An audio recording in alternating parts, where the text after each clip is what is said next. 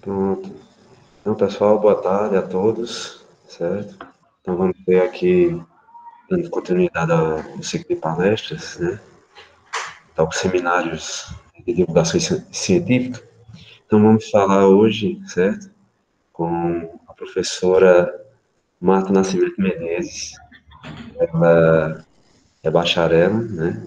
Fez bacharelado aqui na Universidade Federal de Sergipe.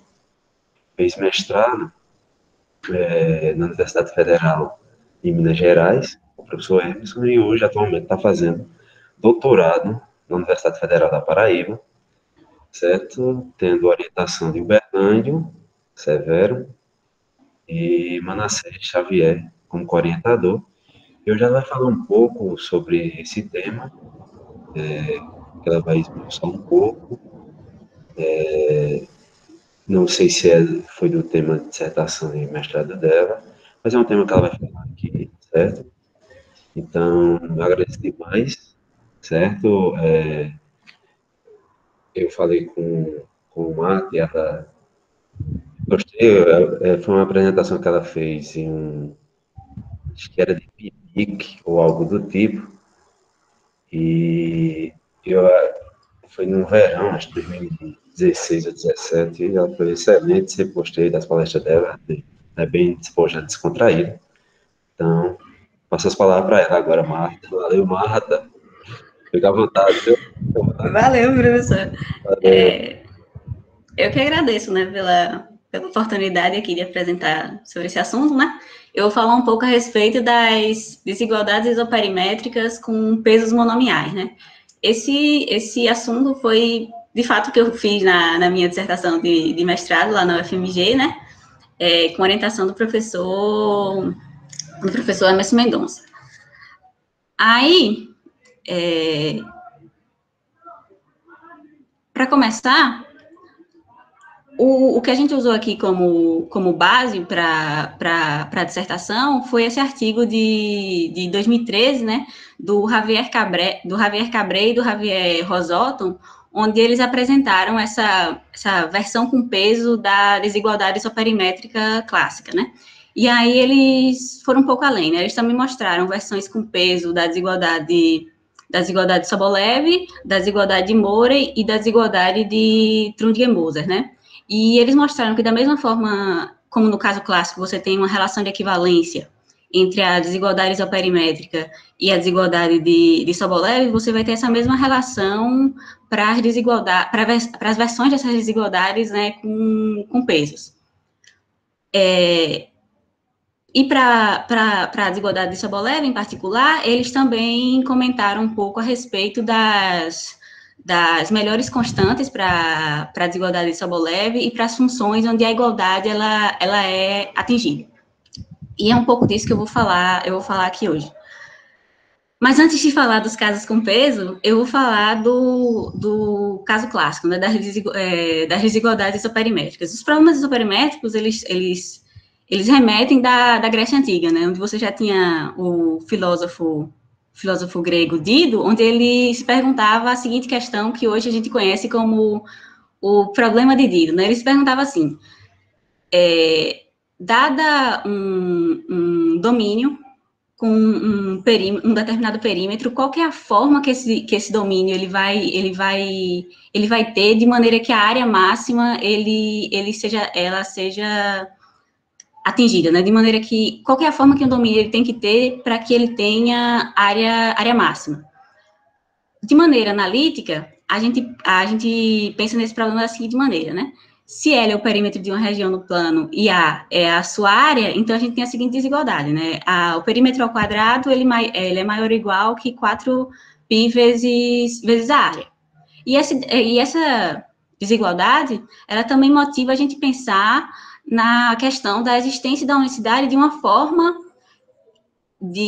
ótima da região que vai atingir que vai ter uma área que vai atingir o valor máximo de L ao quadrado sobre 4π, né? E a gente sabe a resposta para essa pergunta, né? A resposta para essa pergunta é o círculo. Isso no plano, né? Tridimensionalmente, a gente também consegue pensar num problema desse tipo, né? Que é o seguinte: Se S é a área da superfície de um corpo e V é o seu volume, a gente tem que o cubo da área da superfície é maior ou igual que 36 vezes π vezes o volume ao quadrado. E aqui também a gente pensa, né, dado um determinado volume, qual que é a forma que uma determinada região ela tem que ter, de maneira que a área da superfície ela seja minimizada, né? E a gente também sabe a resposta para essa pergunta. A resposta para essa pergunta é a esfera, né? E é basicamente isso que problemas isoperimétricos eles tentam pensar, né? Um problema isoperimétrico ele vai tentar otimizar um dado funcional que depende de um domínio, mantendo algum parâmetro desse domínio fixado. A gente pensou no problema no plano, né, e aí tridimensionalmente, mas a gente consegue generalizar isso para dimensões maiores, né? E a gente faz isso obtendo essa seguinte desigualdade aí 2, né? Onde se você pega um ômega, que é um domínio de Rn, a gente vai ter que a medida de Lebesgue da fronteira desse domínio ômega, ela vai ser maior ou igual que essa constante, vezes a medida de Lebesgue do domínio elevado a 1 menos 1 sobre n. E aí, com essa desigualdade, a gente também se pergunta qual que é a região de maneira que onde a igualdade ela é obtida, né? Qual que é a região onde esse quociente isoperimétrico aqui, né, ele vai ser minimizado. E a gente sabe que a resposta para essa pergunta é qualquer bola de raio R centrada em zero, né? Porque aí a medida de Lebesgue da fronteira da bola, ela é dada por n vezes o volume da bola unitária n-dimensional, vezes o raio da bola elevado a n-1, e a medida de Lebesgue da bola é dada pelo volume da bola unitária n-dimensional, vezes o raio da bola elevado a n. Então, no final das contas, essa igualdade aí, a generalização do problema n-dimensional, a igualdade ela é atingida por qualquer bola centrada em zero de raio R. E é aí que entra pela primeira vez o Javier Cabré, né? No começo dos anos 2000, essa desigualdade, classicamente, ela é demonstrada usando argumentos de teoria da medida geométrica. O que o Cabré, ele apresentou, e é isso que é interessante, ele apresentou uma demonstração alternativa para essa desigualdade, onde ele relaciona esse problema geométrico com um problema de EDP, né? Em particular, é um problema desse tipo aqui, Laplaciano de U igual a uma constante C, com uma condição de fronteira de Neumann desse tipo. E é aí que é o interessante desse problema, né? Não é só essa ponte que ele faz entre esses dois problemas com essa demonstração alternativa. É que ele vai perceber mais tarde que essa demonstração que ele obteve para esse caso sem peso, para esse caso clássico, ele consegue fazer uma adaptação dela para mostrar o caso com peso da desigualdade isoperimétrica.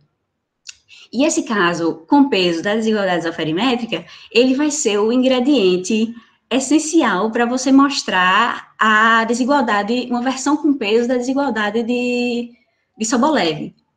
E é isso. Outra coisa a respeito da desigualdade porque outra coisa que a gente tem a respeito da desigualdade clássica isoperimétrica é que existe, como eu falei, né, existe essa revelação de equivalência entre a desigualdade isoperimétrica e a desigualdade e um caso da desigualdade de Sobolev, né? Relembrando a desigualdade de Sobolev, clássica, né? A gente tem que um P, ele é entre 1 e n a dimensão do espaço, né? A gente vai ter que a norma em LP estrela de uma função U, ela vai ser menor ou igual que uma constante C, vezes a norma LP do gradiente de U, né? U, uma função C1 com suporte compacto em Rn, onde o nosso P estrela é o conjugado de Sobolev, né? Aquele valor que é Pn sobre n menos P. Aí, como eu falei, o caso P igual a 1 da desigualdade de Sobolev, essa desigualdade Sobolev clássica, a gente consegue mostrar ele usando aquela desigualdade isoperimétrica clássica. E o que Cabret e juntamente com Rosolton, eles vão mostrar é que existe uma versão com peso da desigualdade Sobolev, e você consegue mostrar ela usando a versão com peso da desigualdade isoperimétrica. Então, beleza. Onde é que veio essa motivação para eles estudarem a desigualdade de Sobolev, para eles enxergarem uma desigualdade de Sobolev com peso, né? Em 2013, Cabret e Rosolton, eles estavam estudando a regularidade de soluções estáveis para problemas de reação de fusão em domínios limitados de dupla revolução em RN, né? Ou seja, domínios desse tipo aqui, domínios com essa cara.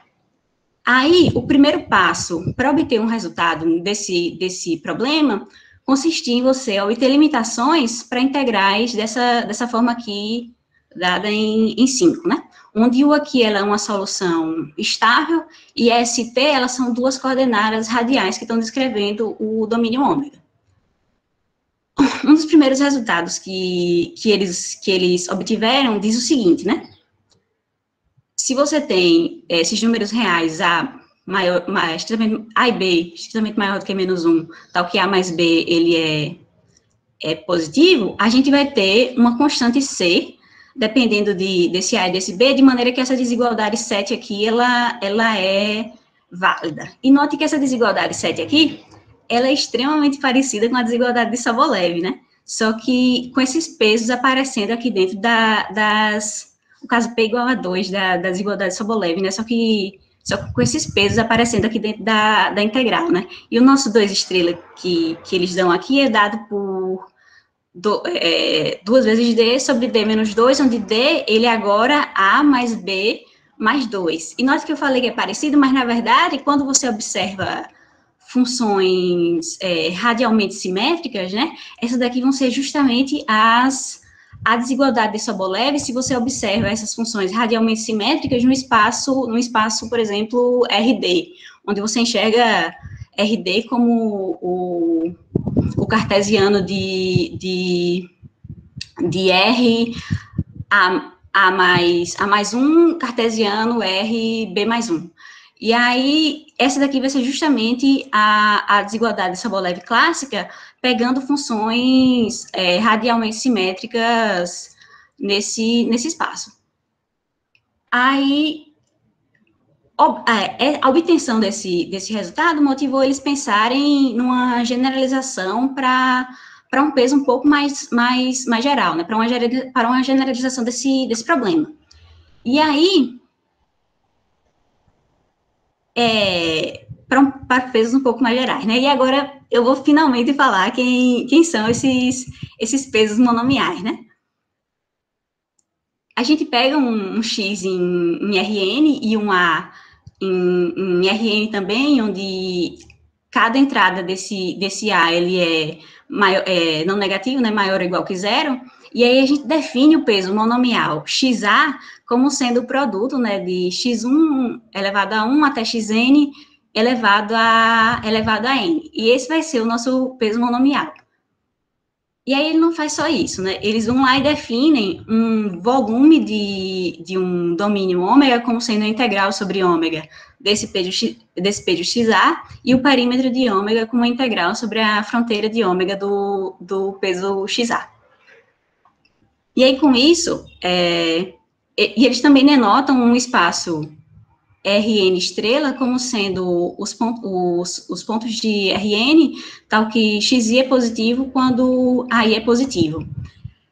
E aí, com tudo isso definido, né, com o peso monomial definido, com esse volume e com esse perímetro definidos, eles vão e provam, e Cabret prova nos anos 2000, essa versão com peso da desigualdade isoperimétrica, né? Ele vai dizer que esse coeficiente isoperimétrico, né, dado pelo perímetro sobre o volume elevado a 1 menos 1 sobre D, ele vai ser minimizado por conjuntos desse tipo aqui, né? B1 estrela, onde B1 estrela é a interseção da bola de centro 0 e raio 1 com Rn estrela. E D, a potência D que aparece aqui, ela vai ser a soma dos AIs mais N, né? N é a dimensão do espaço. E aí, com isso, a gente tem uma versão com peso essa é a versão com peso da desigualdade isoperimétrica. Como eu falei, né? A demonstração alternativa que Cabret apresentou para desigualdade isoperimétrica clássica, ela envolve você considerar um problema de norma desse tipo aqui, né? O que a demonstração da desigualdade isoperimétrica com peso agora vai fazer é estender essa demonstração do caso clássico, onde ao invés de um operador, onde o operador aqui laplaciano, né, onde ao invés de a gente considerar o operador laplaciano, a gente considera um operador desse tipo aqui, né? X elevado a menos A vezes o divergente de x elevado a A, gradiente de U, que você pode reescrever, né, como a soma do laplaciano com esses termos aqui. A AI sobre xi vezes a derivada parcial de U com relação a xi. Beleza.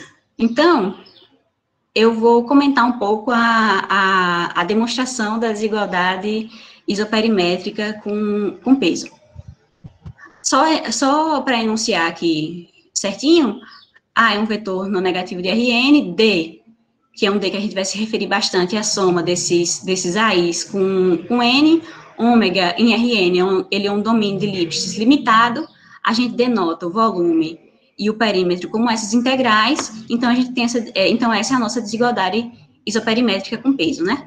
A gente está dizendo que esse conjunto B1 estrela, ele minimiza esse quociente aqui que a gente chama de quociente isoperimétrico.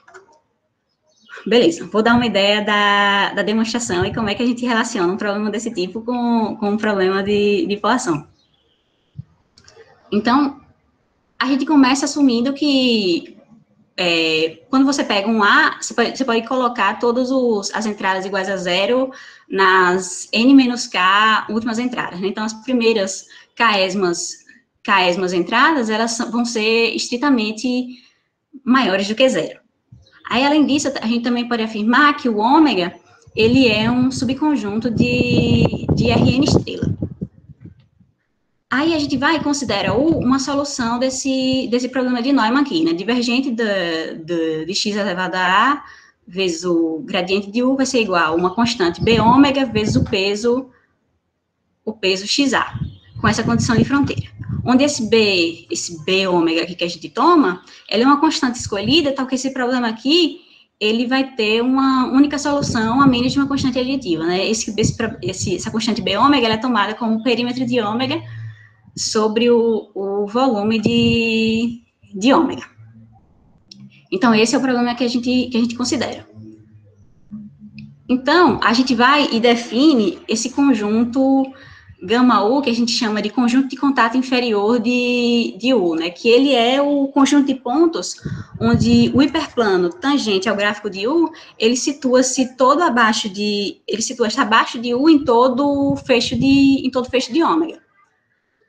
E aí, esse é o nosso gama U, conjunto de contato inferior, e aí a gente define um gama U estrela, que são os pontos de gama U, tais que as derivadas parciais de U com relação aos xk, eles são estritamente maiores do que zero. E esse conjunto a gente pode reescrever ele como a interseção do gama U com a imagem inversa pelo gradiente de U do Rn estrela.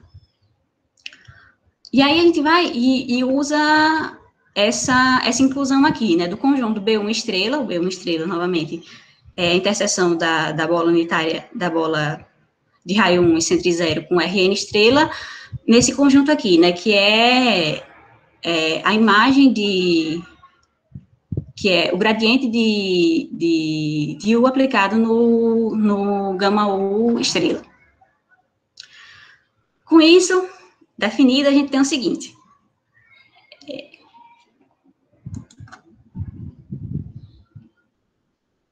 Peraí. Vixe Maria, meu computador tem um negócio aqui. Pronto, consegui passar dela. Com isso a gente tem o seguinte.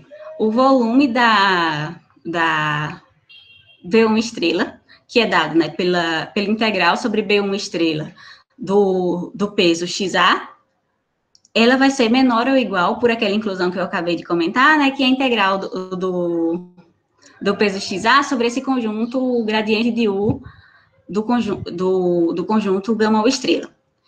E aí, usando o fato de que esse mapa suave, né, gradiente de U, que vai de gama U estrela em Rn, e o fato de que o determinante da hessiana de U, ela é não negativa, a gente pode reescrever essa expressão toda aqui dessa forma. A gente tem essa desigualdade. Aí agora, a gente simplesmente reescreve todo esse termo aqui como essa expressão e usa a desigualdade, uma versão da desigualdade aritmética geométrica com peso para obter esse termo inteiro aqui. Só que note que aqui, esse expoente aqui, ele é justamente o nosso D, né, que é a soma dos raízes com N. E aqui no denominador, a gente também tem D. E esse termo que aparece aqui no numerador é justamente a nossa constante B ômega que está lá no começo do problema que a gente colocou no começo. Ou seja, aquela primeira equação do problema de Neumann que a gente propôs no começo, ela pode ser reescrita como esse somatório inteiro aqui, que é justamente a nossa constante B ômega. Então, isso quer dizer o quê? Que o volume da B1 estrela, ela é menor ou igual que a integral sobre o conjunto gama U estrela da constante B ômega sobre D elevado a D vezes o peso. Só que, como eu disse, a constante B ômega, ela é definida como o perímetro de ômega sobre o volume de ômega, né? Aí, agora a gente usa o fato, né, de que a integral do peso sobre esse conjunto gama U estrela vai ser menor ou igual que o volume do conjunto ômega inteiro. Tudo isso para a gente poder ter essa desigualdade aqui. Aí agora a gente vai e usa outra coisa, né? A gente vai usar agora que tomando uma função U igual a norma de x ao quadrado sobre 2, essa função U, ela vai resolver aquele problema de Neumann quando a constante B ômega, ela é igual a D, e o conjunto ômega que você está considerando é o danado do B1 estrela, né? E aí a gente vai ter que o perímetro de B1 estrela é igual a D vezes o volume de B1 estrela. E aí agora é só reescrever esse termo aqui à esquerda da desigualdade, que a gente obtém justamente o nosso quociente isoperimétrico aplicado na B1 estrela, né? E aí, substituindo, a gente obtém a desigualdade isoperimétrica com peso que a gente estava querendo mostrar. E é essa a ideia da demonstração da desigualdade isoperimétrica com peso. Agora, com a desigualdade, com essa desigualdade isoperimétrica com peso em mãos, a gente tem o ingrediente principal da demonstração da desigualdade Sobolev com peso, que eu vou enunciar quem ela é aqui certinho agora. A desigualdade de Sobolev com peso, ela vai dizer que quando você toma um P que é maior ou igual que 1 e estritamente menor que D, vai existir uma constante C, tá? Que para toda função que é C1 com suporte compacto em Rn, você tem essa desigualdade aqui, né? Onde note que você tem esses P, que é semelhante à desigualdade Sobolev clássica, só que com esses pesos aqui aparecendo dentro da integral, né? E o P1 estrela, que é definido como P vezes D sobre D menos P. Aí, beleza. Como eu disse, a gente consegue mostrar o caso P igual a 1 da desigualdade de Sobolev usando a desigualdade isoperimétrica. E eu vou dar uma ideia dessa demonstração. A gente quer mostrar o caso, como eu disse, né, a gente quer mostrar o caso P igual a 1, né? A gente quer mostrar essa desigualdade aqui. Aí, a gente vai e pode assumir a U positiva, né? E por argumentos de densidade, que a U ela ser infinita com suporte compacto. Usando a desigualdade isoperimétrica para esse conjunto aqui de pontos x, tal que U de x, ela é maior do que T para quase todo T, ou seja, T onde esse conjunto de pontos aqui, ele é suave, a gente tem essa expressão aqui, né? Onde esse C, eu vou dizer na instante quem ele é. E aí, usando a definição de perímetro, né, o perímetro como a integral do nosso peso XA sobre a fronteira do conjunto, a gente tem essa igualdade. E esse C que aparece aí, ele é a constante ótima da desigualdade isoperimétrica, né? Ele é o coeficiente isoperimétrico aplicado no conjunto V1, que a gente pode reescrever ele como eu comentei na demonstração das desigualdades isoperimétricas, dessa forma. Isso daqui vai ser importante saber que o coeficiente isoperimétrico ele pode ser reescrito dessa forma, vai ser importante um pouco mais na frente. Por isso que eu boto ele aqui. Aí, então, a gente tem essa desigualdade, né? Guardamos ela. Aí, a gente vai e reescreve uma função U com essa integral, né? Com essa integral dessa função característica, né? Que é aquela decomposição em fatias de bolo da U, né? Aí, com isso, a gente tem que o lado esquerdo da desigualdade que a gente está querendo mostrar, ela é igual, substituindo a U da maneira que a gente comentou que ela pode ser escrita aqui mais em cima, dessa maneira. E aí, a gente vai e usa a desigualdade integral de Minkowski. Eu estou comentando o uso da desigualdade integral de Minkowski aqui, porque ela vai ser importante um pouco lá mais na frente, quando eu for comentar quem é as funções onde a igualdade ela é atingida. Aí, beleza, né? Aqui a gente usa a desigualdade integral de Minkowski. Aí, aqui a gente vai e usa a nossa definição de volume, né? E aí, por final, a gente vai e usa a desigualdade isoperimétrica, que é aquela primeira desigualdade que eu mostrei no slide anterior, né? E aí, a gente vai e taca a fórmula da coárea. E aí, usando tudo isso, a gente consegue mostrar a desigualdade de Sobolev, o caso P igual a 1 da desigualdade de Sobolev, onde a constante que aparece aqui, note que é o inverso da constante ótima da desigualdade. A gente mostra o caso P igual a 1 da desigualdade de Sobolev, onde a constante que aparece aqui, ela é a inversa da constante ótima da desigualdade isoperimétrica. Então, beleza, essa é a demonstração do caso P igual a 1 da desigualdade de Sobolev. Para o caso P maior do que 1, a gente vai, caso P é maior do que 1, menor do que D, a gente vai e pega uma função U, que é C1 com suporte compacto em Rn, e define um Ni como sendo a norma da U elevado a gama, onde a gama ela é dada por P estrela sobre uma estrela, né? E aí, como esse gama, ele é maior do que 1, a gente pode pegar essa Ni e aplicar o caso P igual a 1 para essa função. E aí, fazendo uns rearranjamentos, a gente obtém o caso geral da desigualdade de Sobolev com peso. E aí, beleza, a gente mostra a desigualdade de Sobolev com peso. Olhando para essa constante aqui, e olhando para a desigualdade, a gente pode se perguntar se a gente sabe se essa constante, quem são as constantes ótimas para essa desigualdade e quem são as funções onde a igualdade ela é atingida, né? E aí, Cabré e Rosotto, eles também comentam um pouco disso. E é disso que eu vou falar agora. Só para conferir, eu ainda tô online, vocês ainda estão me ouvindo? Tranquilo, Marta. Beleza, tá certo. É porque é meu paranoico, né? Imagina a internet cair e eu tá aqui falando pra ninguém. Sim. Mas aí... Vou ficar na praia. Beleza, tá certo. Obrigada. Então, agora eu vou comentar um pouco a respeito das constantes ótimas e das funções extremais para a desigualdade de Sobolev. Beleza. Para o caso P igual a 1, a gente tem que a constante ótima, C1, ela é dada por essa expressão toda aqui, né? E note o seguinte, a gente tem que, esse termo todo aqui, ele é o volume da... A gente vai usar o fato de que esse termo todo aqui, ele é o volume da B1 estrela.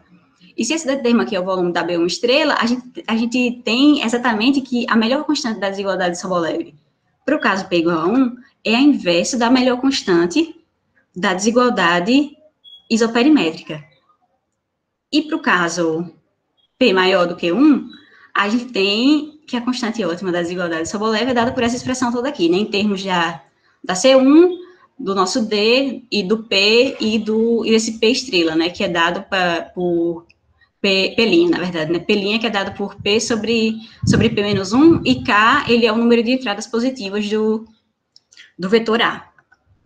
Aí, beleza. Esse caso aqui, para P maior do que 1, ela é um pouco mais complicado, porque a gente vai ter que pegar a nossa desigualdade de Sobolev e reduzir ela para o caso radial, porque para o caso radial a gente tem alguns resultados que a gente pode usar para obter essas informações. Aí, beleza, eu vou comentar aqui um pouco mais detalhadamente como é que a gente resolve isso, né? Como eu falei, o spoiler que eu dei é que a melhor constante da desigualdade de Sobolev vai ser o inverso da melhor constante da desigualdade isoperimétrica, né? Por quê? Porque para P igual a 1, a gente mostrou exatamente isso, né? Onde esse C aqui, ele é o nosso quociente isoperimétrico aplicado na B1 estrela, né? Então, se a gente pensa em uma C1, que ela é a constante ótima da desigualdade de Sobolev para P igual a 1, a gente tem que C1 vai ser menor ou igual que o inverso de C. Então, agora o nosso problema vira mostrar que o inverso de C é menor ou igual que C1. Ou seja, mostrar a desigualdade isoperimétrica a partir da desigualdade de Sobolev. E aí, como é que a gente faz isso, né? Para cada domínio de Lipschitz a gente vai definir uma função, o epsilon, como sendo a convolução da função característica desse domínio com as nossas funções regularizantes, o epsilon, né? A famosa modifier, né? Então, a gente define essas funções, o epsilon, dessa maneira. Aí, a gente consegue mostrar que a norma L D sobre D menos 1 dessa função, o epsilon, quando você faz epsilon e para zero, isso vai tender para o volume do conjunto E elevado a D menos 1 sobre D. E aí, a gente também tem o seguinte, o gradiente dessa U epsilon, a norma L1 disso, vai ser sempre menor ou igual que o perímetro de E para todo epsilon maior do que zero. Usando a desigualdade de Sobolev com peso, né, a gente tem essa desigualdade, né, onde C1 ela é a constante que a gente está supondo ótima, né, na desigualdade de Sobolev. E isso é sempre menor ou igual, como eu comentei aqui em cima, né, isso é sempre menor ou igual que C1 vezes o perímetro de E. E aí aqui é só uma questão de fazer epsilon ir para zero, e aí a gente vai obter a desigualdade isoperimétrica com essa constante C1 aparecendo aqui. E aí a gente mostra, né, que o inverso da constante... E aí, com isso, a gente mostra que o inverso da melhor constante da desigualdade isoperimétrica vai ser menor ou igual que essa constante ótima C1 da desigualdade de Sobolev. E é isso, e é só disso que a gente precisa para mostrar que C1 é igual ao inverso de C, e a gente sabe que C ele pode ser escrito dessa maneira, né? E aí, com esse lema aqui, que a gente tem, que diz exatamente quem é a integral sobre B1 estrela do peso escrito dessa maneira, a gente substitui aqui, e aí a gente obtém exatamente a expressão que a gente queria para nossa C1. E é disso que a gente precisa.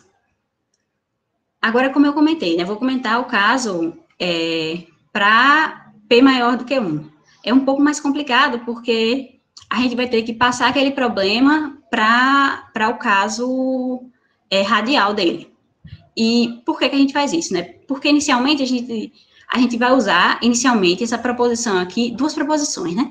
As duas atribuídas a George Talenti, onde ele vai falar o seguinte: dada uma função U, que ela é contínua elipsis em Rn estrela com suporte compacto no feixe de Rn estrela, vai existir um rearranjamento radial U estrela de U, de maneira que o volume desse conjunto aqui de pontos, onde a norma de U de X é sempre maior do que T, ele vai se manter constante para todo T. Esse rearranjamento radial de U, ele vai ser radialmente decrescente, e para funções desse tipo aqui, convexas e crescentes, que se anulam em zero, funções de Young, a integral sobre Rn dessas funções de Young vezes a integral sobre Rn dessas funções de Young aplicadas na norma do gradiente de U, elas vão ser decrescentes, né? A gente tem essas desigualdades. Aí, por que a gente está fazendo isso? Porque com essa proposição de Talenti, a gente tem que, se a gente pega uma U, que é C1, com suporte compacto, no fecho de Rn estrela, a gente tem um rearranjamento radial U estrela dessa U. E aí, também por aquela mesma proposição, a gente tem que a norma em LP do gradiente de U estrela vai ser menor ou igual que a norma em LP do gradiente de U, e a norma em LP estrela do rearranjamento radial de U é igual à norma em LP estrela de U. E aí, com isso, a gente tem essa desigualdade. E a gente também consegue mostrar que você calcular o ínfimo sobre funções que são C1 com suporte compacto desse quociente aqui, é a mesma coisa que você calcular o ínfimo dessa expressão aqui, envolvendo os rearranjamentos radiais de U. Ou seja, você calcular o ínfimo desse quociente, fazendo aqui umas contas em cima desse quociente rearranjado, a gente consegue reescrever isso como o perímetro de B1 estrela elevado a 1 sobre D, vezes o ínfimo desse funcional aqui, né? E note que isso daqui é exatamente o quociente que a gente quer minimizar na desigualdade de Sobolev, olhando para pesos que são unidimensionais, né? Então, beleza, a gente tem que calcular o ínfimo desse quociente, é a mesma coisa que você calcular o ínfimo dessa expressão. E aí entra a segunda proposição atribuída a Talenti, que vai dizer exatamente como é que funciona aqui calcular esse ínfimo, e vai dizer para a gente exatamente quem é a função, e vai dizer exatamente a função que minimiza isso. Onde o ínfimo é atingido, no caso. Beleza, deixa eu continuar. Deixa eu apresentar a função. O lema de Talenti. Então, o que o lema de Talenti vai dizer é que se você tem esse funcional J dado por essa expressão, isso vai ser sempre menor ou igual que o funcional J aplicado em uma função φ que tem essa forma aqui, né? E aí, note que esse funcional J, ele é exatamente o inverso do funcional que a gente está querendo calcular o ínfimo no que a gente estava comentando no slide anterior, né? Então, além de dizer para a gente que o funcional J sempre vai ser menor ou igual que o funcional J aplicado nesse φ, ele dá exatamente quem é a cara de J aplicado em φ, né? Em termos de M, de P e da função beta. Então, voltamos, com esse lema em mãos, a gente volta para o que a gente estava fazendo, né? A gente quer calcular o ínfimo desse funcional. E aí, pelo lema de Talenti, a gente tem que o ínfimo disso é igual ao inverso da J aplicada em φ. Ou seja, você calcular o ínfimo da norma LP, do gradiente de U, sobre a norma LP estrela de U, é igual, o ínfimo disso é igual ao perímetro de B1 estrela, elevado a 1 sobre D, vezes o inverso da J, da J é φ. Portanto, a gente tem que a constante ótima da desigualdade de Sobolev é o inverso dessa expressão toda aqui, né? E aí a gente vai e usa o lema de Talenti novamente, que dá exatamente quem é a cara da J aplicada em φ. Beleza. E com isso a gente tem a constante ótima da desigualdade de Sobolev, o caso dela quando P ele é maior do que 1. Aí agora a gente vai comentar as funções extremais. Como eu disse, né, olhando para a desigualdade de Sobolev, a gente pensa quais são as funções onde a igualdade ela é atingida, né? O que a gente tem é o seguinte: quando P igual a 1, a melhor constante da desigualdade de Sobolev, ela não é obtida por nenhuma função que está no espaço de Sobolev W1 com suporte compacto. E para o caso P maior do que 1 e menor que D, essa constante ela é obtida, novamente, por aquele lema, pelo segundo lema de Talenti que eu comentei, ela é atingida exatamente por funções desse tipo aqui, que estão no espaço de Sobolev W1P. O interessante disso é, esse resultado, ele garante para a gente que essas funções atingem a igualdade, mas o que Cabré e Rosalton, eles não sabem dizer ainda, é se essa classe de funções são todas as funções nas quais a igualdade, ela é atingida, né? Aí, beleza. Para o caso P maior do que 1, como eu disse, isso é consequência do segundo lema de Talenti, né? Para o caso P igual a 1, a gente vai para aquela parte que eu disse que, na demonstração, que eu disse que usava a desigualdade integral de Minkowski, né? E a desigualdade integral de Minkowski, a igualdade, ela é atingida, se a igualdade ela for atingida, ela vai dizer para a gente que todos os conjuntos desse tipo aqui, o conjunto de pontos onde o de x ele é maior do que t, eles devem coincidir se t ele pertence a esse intervalo entre 0 e o máximo de u, ou seja, a igualdade ela é atingida para funções características, ou seja, essas funções elas não estão no espaço de Sobolev W1 com suporte compacto. E é isso que eu tinha para dizer a respeito da desigualdade de Sobolev. Aí, como eu disse, né, Cabré e Rosalton, eles também apresentaram versões com peso da desigualdade de Morey e da desigualdade de Trud-Gemoser. Para a desigualdade de Morey, relembrando, né, agora eu vou comentar um pouco elas, né? Relembrando a desigualdade de Morey clássica. Ela é aquela desigualdade que aparece quando a gente está olhando para espaço de Sobolev W1P, onde o P ele é maior do que N, né? N é a dimensão do espaço. Então, ela vai dizer que existe uma constante C, de maneira que a norma do espaço de Holder C0 alfa, ela vai ser menor ou igual que uma constante C vezes a norma em W1P da função U para toda a função U, que é C1 em Rn, onde o nosso alfa do espaço de Holder, ele é 1 menos N sobre P. Eu escrevi a norma do espaço de Holder C0 alfa dessa forma, aberta dessa forma, só para fazer uma comparação com o que a gente obtém para o caso com peso da desigualdade de Morey, né? A desigualdade de Morey com peso, ela vai dizer que o sup desse quociente, ele vai ser menor ou igual que uma constante C, vezes a norma LP com peso do gradiente de U, né? Onde esse coeficiente aqui que aparece no denominador, alfa, ele é igual a 1 menos D sobre P. Então, essa é a nossa desigualdade de Morey com peso.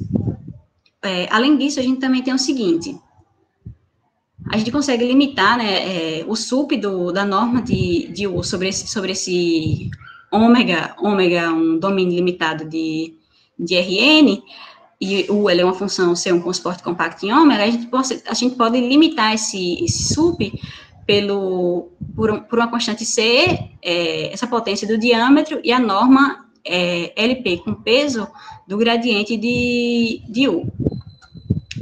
E aí, a gente tem o seguinte lema. Esse lema aqui, ele é basicamente o passo principal da demonstração da desigualdade de Morey com peso, né? Porque ele é exatamente o caso y igual a zero da desigualdade de Morey. E a demonstração dele é uma demonstração por exaustão, onde você aplica repetidas vezes o caso clássico da desigualdade de Morey. Então, com esse lema em mãos, a gente tem a desigualdade de Morey feita. Por quê, né? Vou dar uma ideia bem rápida da desigualdade de Morey com peso. A gente quer mostrar essa expressão aqui em 19, né? 3 passos.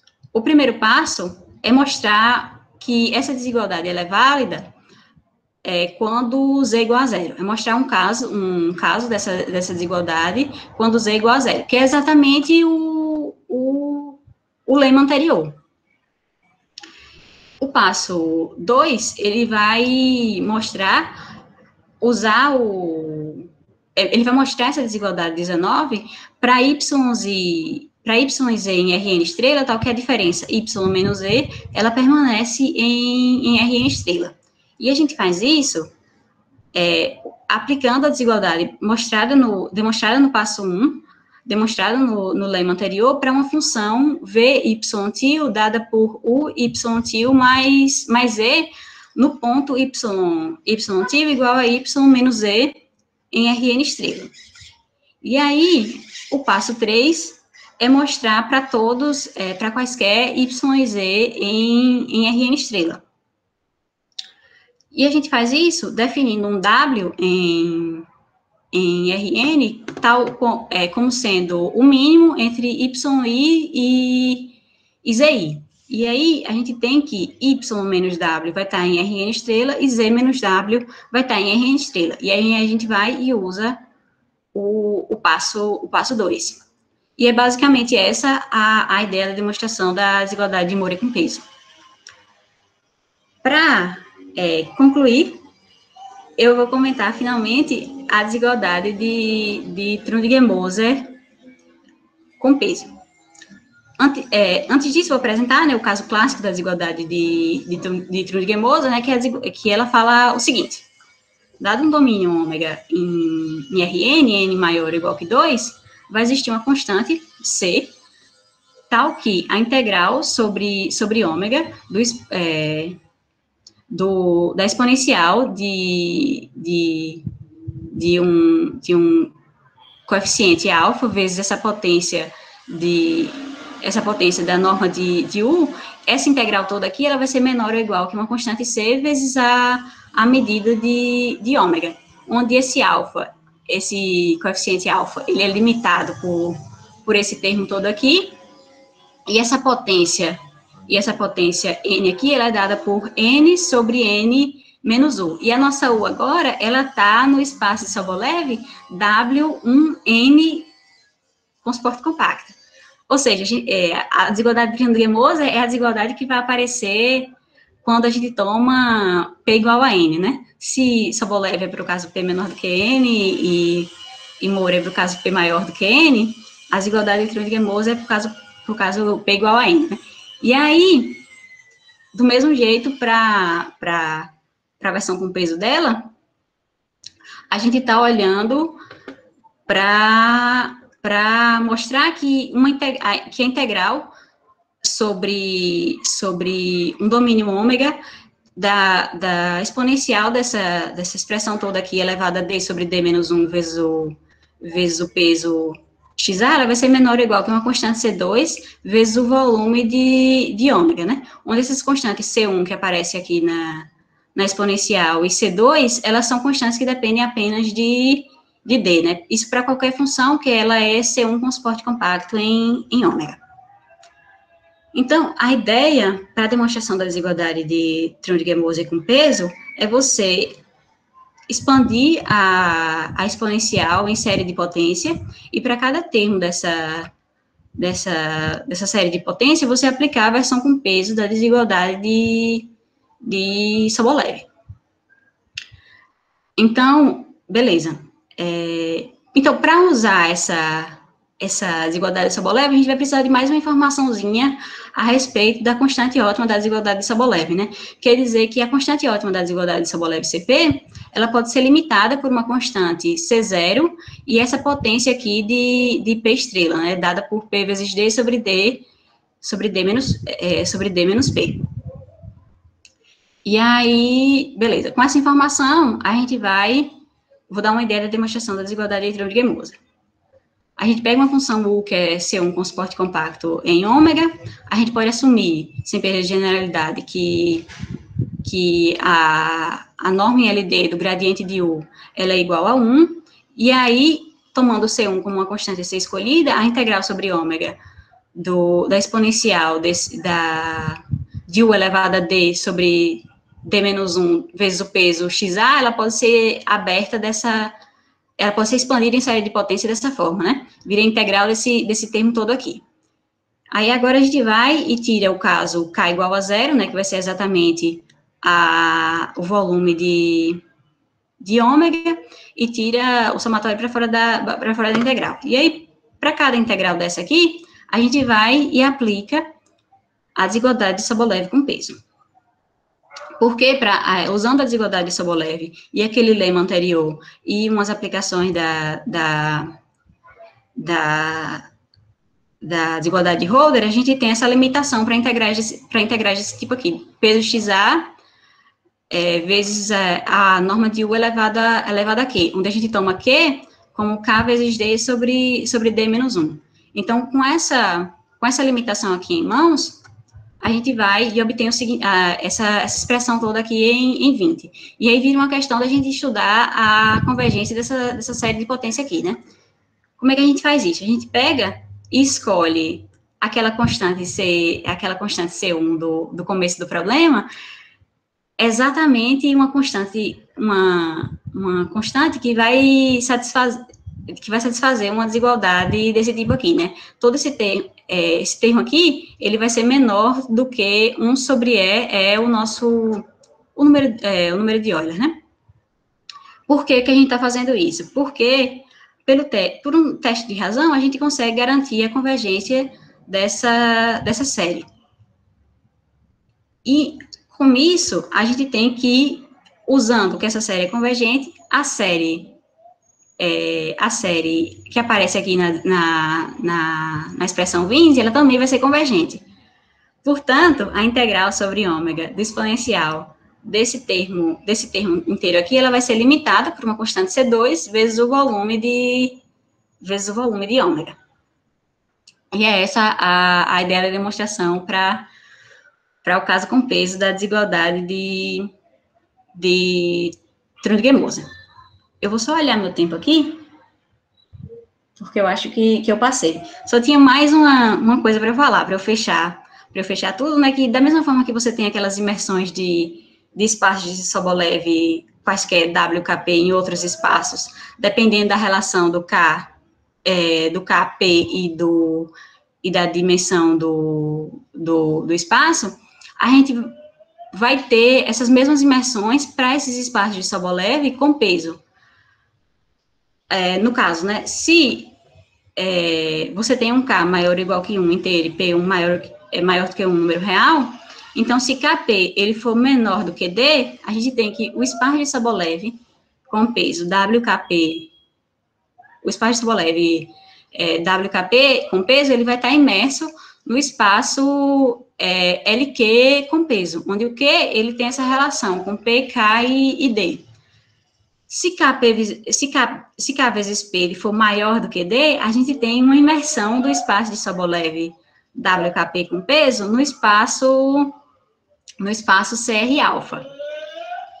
O espaço de Holder, né, CR alfa, onde R e alfa, eles são dados por esses termos aqui, que são bem parecidos é bem parecido com o que acontece no caso clássico, no caso sem peso. Finalmente, a gente tem que, se K é igual a D, se KP for igual a D, a gente tem que o espaço de Sobolev WKP, ele está imerso no espaço de Orliks com peso Lφ, onde Lφ, né, é o espaço de Orliks associado a uma função φ de t, dada como o exponencial de t elevado a d sobre d menos 1 menos 1. E aí, nesses dois casos aqui, as demonstrações, elas são análogas às versões clássicas, né? As versões clássicas, né? Que você usa muita indução e aqueles argumentos de bootstrap. Esse caso KP igual a D, ele é um pouquinho diferente, né? Porque ele está envolvendo aqui espaços de Orliks. E aí, como eu achava que eu ia apresentar tudo isso muito rápido, eu pensei em dar uma ideia para demonstração disso, né? Mas aí eu já percebi que eu passei o tempo. Mas, rapidamente, só para terminar, como é que você mostra essa imersão do espaço de Sobolev nesse espaço de Orliks, né? Sem entrar muito na teoria de espaço de Orliks, a gente tem que a norma num espaço de Orliks Lφ, ela é dada como um ínfimo desses casos aqui, onde tal que a integral sobre ômega de φ, aplicada na norma de U sobre K vezes o peso, isso daqui tem que ser menor ou igual que 1. Onde a nossa φ aqui, ela é uma n-função, né? Então, observe que se K é maior do que 1 e Kp ele é igual a D, os espaços de Sobolev WKP, eles estão imersos no espaço de Sobolev W1D. Então, é suficiente a gente mostrar o resultado para o caso onde K igual a 1 e P igual a D, né? Então, a única coisa que a gente tem que mostrar é que integrais desse tipo aqui, elas vão ser menores ou iguais do que 1. Porque aí a gente vai estar mostrando, né, que se a norma no espaço de Orliks Lφ da função U, ela é dada por um íntimo desses casos aqui, onde os casos eles são os denominadores que aparecem aqui na função φ, a gente vai ter que a norma do espaço de U no espaço de Orliks Lφ, ela vai ser menor ou igual que uma constante C, vezes a norma LD do gradiente de U, né? E aí, o objetivo todo, como eu falei, é mostrar que que integrais desse tipo aqui, elas são menores ou iguais do que 1. E a gente faz isso tomando aqui essas constantes convenientes, de maneira que a gente consiga mostrar que essa integral é menor do que 1, né? Se você define uma cetil como sendo aquela série de potência que aparece na nossa demonstração da desigualdade de Trondi-Moser, a gente vai observar dois casos envolvendo esse cetil, né? Que é o caso onde o volume de ômega vezes cetil, ele é menor do que 1, e o caso onde o volume de ômega vezes cetil, ele é maior ou igual que 1. Para esse caso aqui, estritamente menor do que 1, a gente vai e observa que pela demonstração da desigualdade de Trondi-Moser, a gente tem que a integral dessa exponencial toda aqui, ela vai ser limitada por esse termo, né, como eu comentei. Só que isso daqui é exatamente a nossa cetil, né? Então, passando esse volume de ômega para cá, para o lado de cá, né, para o lado esquerdo, a gente consegue reescrever exatamente isso como uma integral sobre φ aplicada nessa expressão, né? E isso é menor ou igual que o volume de ômega vezes a constante cetil que a gente definiu aqui no começo, né? Isso, pelo caso que a gente está observando, é menor do que 1. Portanto, a gente vai ter aquela desigualdade que a gente estava procurando, e a constante que aparece aqui é a inversa da nossa constante que aparece na desigualdade de Trondi-Moser. E este tem a imersão que a gente estava procurando. Aí o segundo caso, né? O segundo caso é o caso onde o volume de ômega, o volume de ômega vezes a cetil, ela é maior ou igual que 1. Para esse caso, a gente vai considerar uma constante C dada por essa expressão toda aqui em termos da constante que aparece na desigualdade de Trondi-Moser, a cetil e a D, né? Aí, novamente, a gente pega o que acontece na demonstração de Trud-Gemoser, e aí toma, pela definição da C1 que a gente considera lá, a gente tem essa desigualdade. E eu estou esmiuçando isso daqui tudo demais, mas é só para, no final das contas, dizer que essa integral aqui sobre ômega dessa φ, ela vai poder ser limitada do mesmo jeito por 1. E aí, no final, a gente obtém aquela mesma desigualdade. E é a desigualdade que vai garantir a imersão. E aí, eu concluo, né, a bibliografia utilizada foi essa, principalmente, né, esse artigo de 2013 do Javier Cabré e do Javier Rosotto, né, sobre as desigualdades de Sobolev isoperimétricas com pesos monomiais, e esse artigo aqui do Talent, né, que ele fala ele apresenta versões com pesos daquelas desigualdades de rearranjamento. E era isso, gente, que eu tinha para apresentar para vocês hoje. Muito obrigada e desculpe porque passei bastante do tempo, né?